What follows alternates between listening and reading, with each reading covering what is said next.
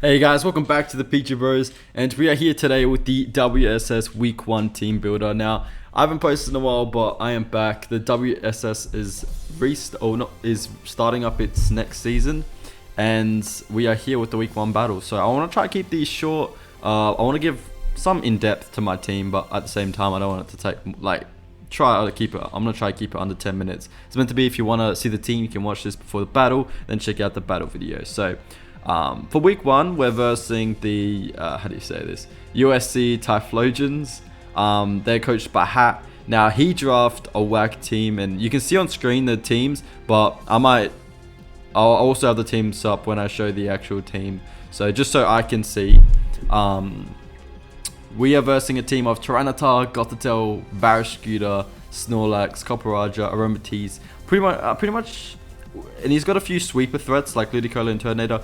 Now, my team is very passive. I have Obstagoon, which is a pretty good breaker, and Sirfetch'd, which can break, I guess. But other than that, my team is kind of passive outside of setup. I do have setup Corviknight, but like, I wouldn't consider Corviknight being able to break through like these fat mons. So this week I had a pretty rough matchup. So I had to come up with some weird stuff. Now, he has Gothitelle, which if you look at my team, completely like destroys me. Gothitelle destroys Seismitoad, makes Avalugg pretty irrelevant. Can even take out Corviknight if I don't have U-turn, which is pretty problematic because without Corviknight or Seismitoad, one, I can't set up rocks because I'm not bringing Crustle this game as well. So one, I don't have rocks, and two, I don't have much defense because Corviknight can wolf Snorlax, Copperaja, and T-Tar, and Piloswine, and Passimian, and Aromatisse. Oh my god. So Corviknight can wolf half his team, and if Gothitelle comes in, Thunderbolts, I'm dead. So yeah, pretty scared of the Gothitelle. But enough about the team preview. Let's get into my prep. So here's my team. I'll keep the matchup on the side. But yeah, so for the first set we have Rotom Heat. Now, I think the biggest thing that I'm kind of worried about is getting 6-0'd by Turtonator and Ludicolo, because if you look at the teams, I don't have anything for Turtonator. It can pretty much set up for free against Avalugg. It can set up against Corviknight. It can even set up against Rotom Heat, to be honest. It can set up on Dwalsian. It can set up on a few things, and I can't do anything really about it. I'm not bringing rocks this week, so I'm not even pressuring it with rocks. Because even if I brought rocks, you'll see why I'm not bringing rocks. But even if I brought rocks, he could just be heavy duty boots. So it's like, I mean, like, it's not even a guaranteed that I can check the Turtonator. So I'm like, you know what? With this Rotom set, what I decided to do was like, you know what? I'm going to spam T-Wave and give up Overheat. I originally had Overheat on this set because I wanted to have a way of dealing with Copperaja. But what I ended up finding was like, Copperaja's kind of ass this matchup. Not ass, but like, it kind of struggles versus Corsola, Seismitoad, Rotom Heat, Corviknight. So I'm thinking maybe he might not even bring it. And like, Overheat doesn't do anything and kind of lets me like put myself... He'll always go T-Tar or like a bulky Aromatisse. He could even switch in Snorlax or Turtonator. Like, there's no point overheating. Like, it's just a bad play. So what I decided, you know what? I'm going to chuck on the Thunder Wave, because what that lets me do is paralyze the Turtonator. If it's not Lumberry, I can Thunder Wave it. And it lets me at least, like, get my other monster outspeed. And it forces him to do a double shell smash if he wants to keep boosting. What that lets me do is Volt Switch out into my... You'll see, I have Whimsicott with Encore. It lets me Volt Switch. If he double shell smashes, I can Encore him. And that forces him out pretty much. I have Defog because I'm not bringing rocks. So if I can defog rocks away, that would be pretty huge. I have Pain Split to get health back. And Volt Switch, Volt Switch obviously to switch around. Now, I do have the Passo Berry because... One, he has a Barraskewda, which... I mean, it's not a complete problem for my team, but I don't have many switch-ins. I think Corviknight is my only main switch-in because I'm using Toad as an offensive set. So I need Rotom to be able to take a hit and either Thunder Wave it or Volt Switch if it's low enough. Yeah, so I'm running Rotom Spadef. I did have it as defensive before to take on like Copperaja, but as I said, I took off Overheat, so it's like I can't even deal with Copperage too well with the set. So what I did was made it Spadef to take on Turt, to take on Ludicolo. Because like I said, I could always Thunderwave. I can also Thunderwave Ludicolo and Volt Switch out, which I thought was pretty huge. So next up we have Corv Knight. Now, Corv Knight's pretty good. Although this set is kind of like, it's kind of average to be honest, because originally I had Rocky Helmet, because look at his team. He has like 50 mons that take so much damage from Rocky Helmet. He has Passiminian, Copperage, Snorlax, Barrascuda, all take Rocky Helmet chip. But then, like I said, without U-turn, I get trapped by Gothitelle, and I don't outspeed. If he's max speed, he will outspeed me. So I think Thunderbolt is winning that war if I'm not Spadef. So I'm like, you know what? I'm just gonna have Shed Shell to get out of there, and I can maybe set up on him like late game. I can bring this in, start bulking up, and I can pressure restore Snorlax, maybe get some body presses off, do some huge damage. Brave Bird is like another last resort to like Ludicolo, although I take 1 billion from Ludicolo, but at least Brave Bird lets me potentially kill it if I'm like at full. So yeah, I think this set will put in probably more work than like a U-turning Rocky Helmet set, because like his mons are super slow, so I'll be getting like a fast U-turn, which is kind of bad because I don't want to be switching in my offensive mons on like Snorlax and stuff. So yeah, that's why I'm running Shed Shell. Now, as you can see, I'm running double Shed Shell.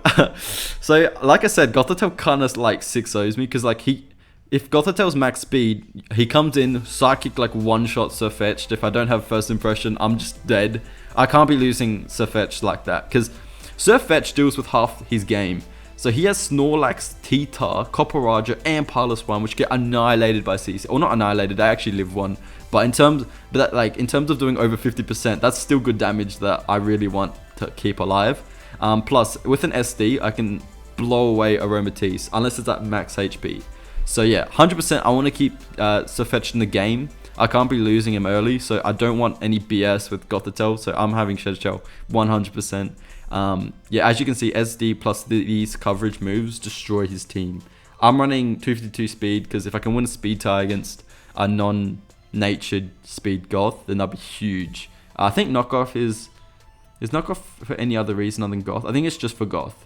I could change it to first impression, but I think, yeah,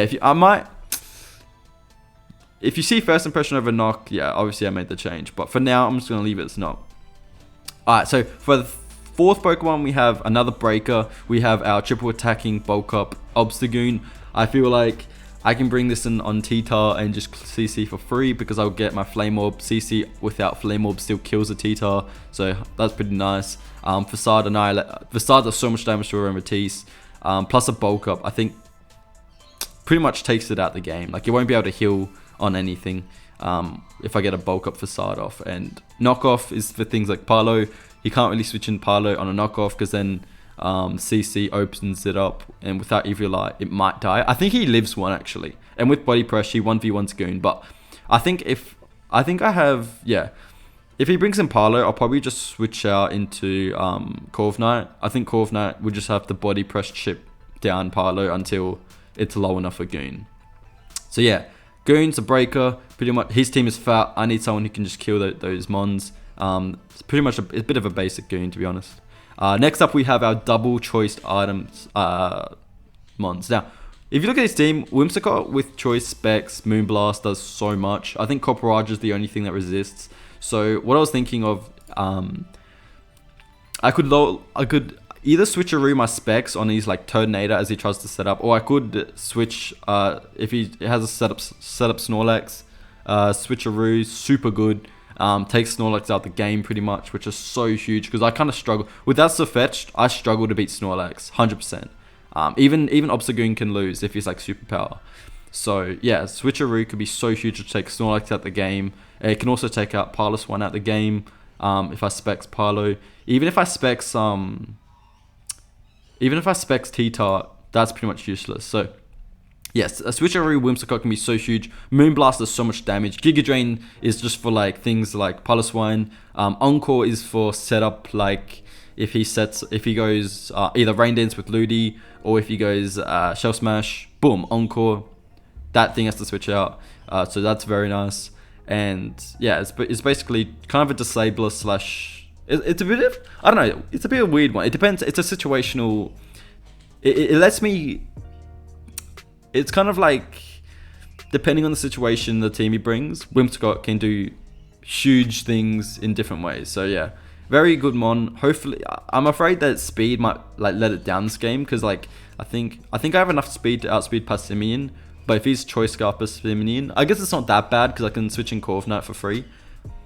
But at the same time, if he brings in Passimian, clicks like knockoff on Corv, then that leaves Corv open to be trapped by Goth. So I don't know. It's something I have to watch out for. Like Passimian does. It's a bit of a problem for my team because I'm not running that many walls for Passimian. Usually Whimsicott would be a pretty decent wall, but because I'm running it offensively, it's kind of like, it's kind of meh. And last but not least, we have Seismitoad, Banded Toad. I think Banded Toad this game is like 100% a must bring. If you look at his team, like I said, he has Gothitelle. I think Gothitelle makes like 90% of Seismitoad's sets unviable. So I was going to run a max defense because he has Barraskewda. But then, you know, if he has Gothitelle with Energy Ball, I'm O-code. I tried to run a Rindoberry set, didn't work out because what a Rindoberry set is like, it was too weak. It just gets outstalled by Snorlax, gets outstalled by Aromatisse. It lets me have rocks, but at the same time, because I'm defogging them away most of the time, like having Stealth Rocks isn't that great anyway. And what I found is I can probably just lead Seismitoad, and Earthquake does huge damage. And if he leads Goth, one, I gotta pray, I outspeed a Gothitelle that's not like natured max speed. So if he leads Goth, I can click knockoff, which 100% kills Goth in the first turn. If he leads T-Tie, Earthquake, even if Goth traps me the next turn, if I outspeed and get off like an Earthquake or Liquidation, that's still like 70%. So I think Banded Seismitoad this game is a must bring, and unfortunately it leaves me open to like Barraskewda, because usually this thing wars Barraskewda, but I'm just gonna rely on Core for Barraskewda. So like if he brings like multiple physical threats, like all these physical threats, I'm just gonna have to rely on Core. So I don't know, this game, yeah, you can kind of see why Gothitelle is like kind of making me on edge, because look, Gothitelle if it's max speed nature, it still can easily take out Seismitoad. I can't do much about it. Gothitelle pretty much always beats Seismitoad. Even with Rindoberry, like all it took is like, because if I was defensive with Rindoberry, I'm worn down so easily by everything else. So it's either I lose to Goth or I lose to everything else, and I choose, you know what, I'm gonna have a Seismitoad set that beats majority of his team and just loses to Goth. Because at least if I take out Goth with like anyone else, then Seismitoad all of a sudden looks huge. Yeah, so I think that's what that's what I'm running. So that's basically the team: double Shed Shell, double choiced, Flame Orb Guts, and Passo. Yeah, very interesting team, but it should be able to pull through if I play well. But like I said, I don't know. There's not much I can do if he starts knocking off my items and then trapping my boys. Nothing much I can do there. But we'll have to see in the battle. And yeah, that's my team. And yeah, let's see what happens in the battle. So I guess I'll see you guys in that video. Peace.